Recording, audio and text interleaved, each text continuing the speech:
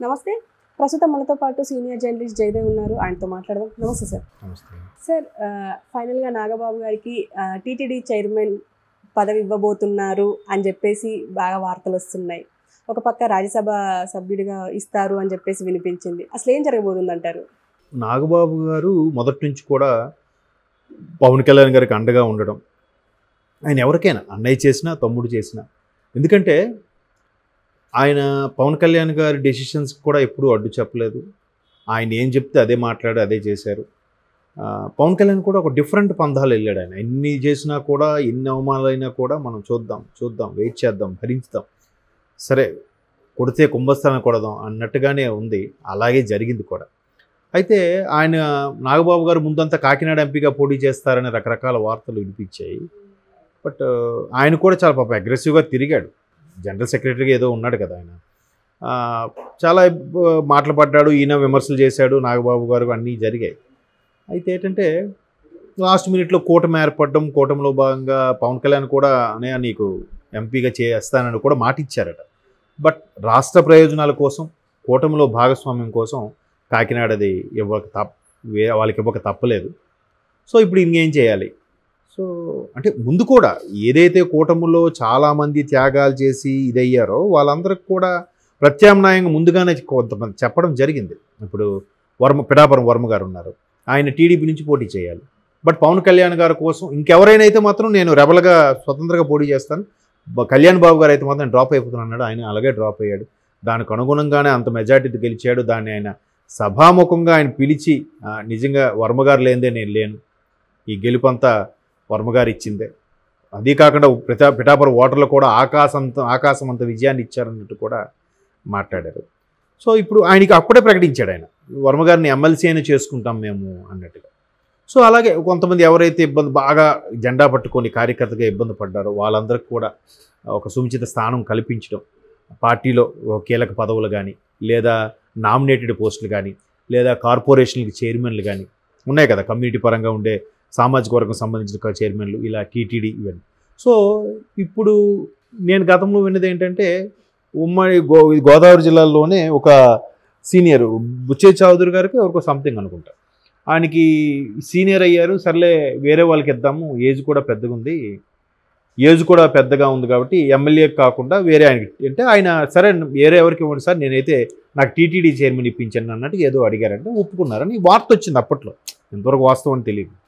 So ఇప్పుడు ఆయన ఎలాగా బుచ్చే చౌదరి గారు ఎమ్మెల్యేగా గెలిచారు. సో నాగబాబు గారికి టీటీడీ చైర్మన్ ఇచ్చే అవకాశాలు ఉంటున్నారు, ఇస్తే బాగానే ఉంటుంది. ఎందుకంటే నాగబాబు గారు ఇటువైపు, అటువైపు రోజా గారు. ఎందుకు రోజా గారు సందర్భం తీసుకొచ్చానంటే ఇద్దరు జబర్దస్త్లో జడ్జిగా ఉన్నారు. నాగబాబు గారు ప్రొడ్యూస్ చేసిన సినిమాలో రోజా గారు హీరోయిన్గా కూడా చేశారు. ముగ్గురు మనగాళ్ళు ఏదో సినిమా, అప్పుడు చిరంజీవి గారి సినిమా, దానికి నాగబాబు గారు ప్రొడ్యూసర్. సో అట్లా ఇద్దరు స్నేహం ఉంటూ కూడా ఎడమొహం పెడమొహం అయిపోయిందిగా. ఈయన జనసేన, ఆవిడ వైసీపీ. పైగా పవన్ కళ్యాణ్ కూడా దుయ్యబట్టి నోటుకొచ్చినట్టుగా మాట్లాడడం అనేది ఎవరి తమ్ముడు కంటే వాళ్ళ కోపం వస్తుంది కదా, ఆబ్వియస్లీ ఈయన చేయడం. ఇప్పుడు ఏదైతే రోజా గారు ఆరోపణలు ఎదుర్కొంటున్నారో ఇక్కడ టీటీడీకి సంబంధించి కానీ ఇన్ని రకాల ఇబ్బందులు, ఆవిడ టికెట్లు అమ్ముకున్నారని, ఎవరికైనా ఇది కావాలంటే చేశారని రకరకాలుగా వార్తలు వినిపిస్తున్నాయి. ఇంతకుముందు ఒక జబర్దస్త్ ఆర్టిస్ట్ కూడా చాలా విషయాలు చెప్పాడు ఆయన. అని మరి ఆయన చూడు ఎక్స్ట్రీమ్గా కూడా మాట్లాడుతున్నాడు. ఆవిడ అమ్ముకుంది, చాలా చేసింది, అసలు లోపల స్వామివారి నగలు కూడా తాకట్టు పెట్టారేమో అన్నట్టుగా కూడా మాట్లాడాడు ఆయన. అలా మాట్లాడుతూనే ఇంతకుముందు కూడా ఎవరో చెప్పారు, గుడి అపవిత్రం అయిపోయింది, ఇటువంటి వాళ్ళతో భ్రష్టు పట్టింది, దాన్ని ఒకసారి సంప్రోక్షణ చేయాలి, సంప్రోక్షణ చేసి మళ్ళీ ఆలయ పునరుద్ధరణ పూనుకోవాలి అన్నట్టుగా ఎవరు ప్రభుత్వం వచ్చాక వాళ్ళు మాట్లాడే సహజం లేండి. అంటే ఆవిడ ఎక్కువగా అలా చేశారని ఆ నగరీ స్థానికి సంబంధించిన వైసీపీ నాయకులు కూడా సంబరాలు చేసుకున్నట్టు కూడా విన్నాను. ఆవిడ ఓడిపోయిన తర్వాత ఆవిడ చాలా అరాచకాలు చేశారు, కేవలం అటువంటి వాళ్ళ వల్ల వైసీపీ బదనాం అయిపోయింది, చాలా ఇబ్బంది పడింది, ఆవిడ ప్రతిదీ స్కామ్ చేసుకున్నారు. టికెట్ల నుంచి మాట్లాడితే కొండ మీదకి వెళ్ళిపోవడం, మాట్లాడితే ఆవిడ వస్తే అందరిని ఆపేయడం, వెళ్ళడం ఒక కాన్వాయ్గా 10-20 కార్లతో కొండ మీదకి వెళ్ళడం, చాలా ఆవిడ ఇబ్బంది పెట్టింది అన్నట్టు కూడా కొంతమంది టీటీడీ ఉద్యోగులు కూడా చెప్పారన్నట్టుగా వార్తల్లో చూస్తున్నాం. సో ఇవన్నిటినీ కూడా ఆల్రెడీ తెలిసిన వ్యక్తి వెంకటేశ్వర స్వామి అంటే భక్తిభావం ఉన్న నాగబాబు గారికి ఇస్తే బాగుంటుంది, ఎలాగో కూటమిలో భాగంగా వాళ్ళకి అది షేర్ చేయాలన్నట్టుగా మేబీ పవన్ కళ్యాణ్ గారు అడుగుంటారు. పవన్ కళ్యాణ్ గారు పట్టుబడితే అవుతుంది కదా. సో టీటీడీ చైర్మన్ అనేది ఒక మంచి హుందాతనమైన పోస్ట్, దానివల్ల వచ్చేదేమి ఉండదు, ఒరిగేదేమి ఉండదు.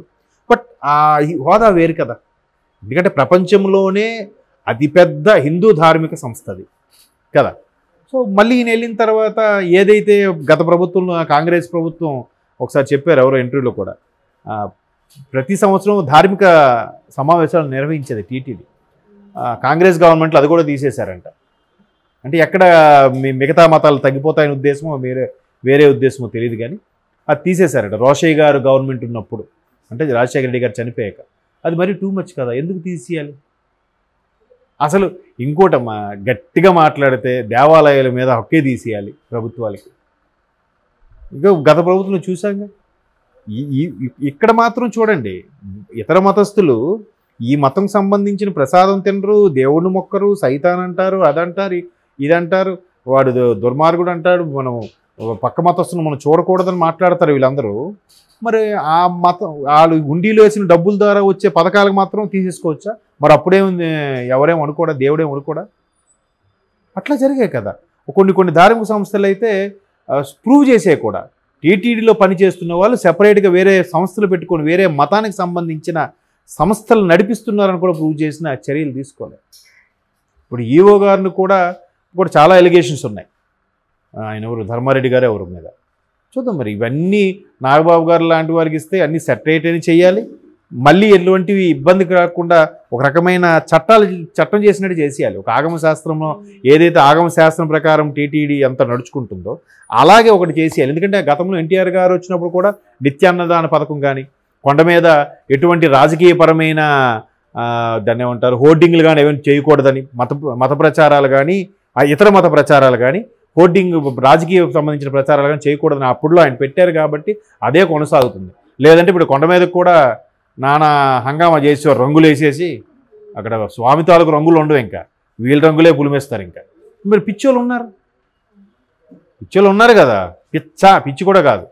సో అట్లాంటివి కొన్ని చేస్తారని మేబీ నమ్మి ఇస్తే ఇవ్వచ్చు. అవన్నీ కాకపోయినా ఎంపీగా అనుకున్నది ఇవ్వలేదు కాబట్టి దాన్ని భర్తీ సాటిస్ఫై చేయలేకపోవచ్చు. బట్ టీటీడీ అనేది ఒక గౌరవమైన ఇదిగా, ఎందుకంటే టీటీడీ మెంబర్గా ఉంటేనే చాలు బోర్డు మెంబర్గా ఉంటేనే చాలు అనుకునే వాళ్ళు చాలామంది ఉన్నారు. అటువంటిది చైర్మన్ అంటే ఆ హోదా వేరు, ఆ స్వామివారికి డైరెక్ట్గా దర్శనంకి వెళ్ళడం, పొద్దున్న చేసుకోవడం చాలా బాగుంది. ఈవోగా చేయాలన్నా చైర్మన్గా చేయాలన్నా అదృష్టం ఉండాలి. సో అది మేబీ వరించిపోతుందంటే నాగబాబు గారు అదృష్టవంతులే.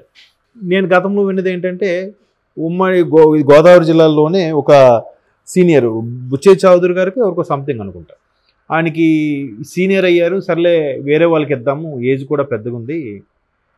కూడా పెద్దగా ఉంది కాబట్టి ఎమ్మెల్యే కాకుండా వేరే ఆయనకి అంటే ఆయన సరే వేరే ఎవరికి ఇవ్వండి సార్, నేనైతే నాకు టీటీడీ చైర్మన్ ఇప్పించాను అన్నట్టు ఏదో అడిగారంటే ఒప్పుకున్నారని వార్త వచ్చింది. అప్పట్లో ఎంతవరకు వాస్తవం తెలియదు. Okay sir, thank you.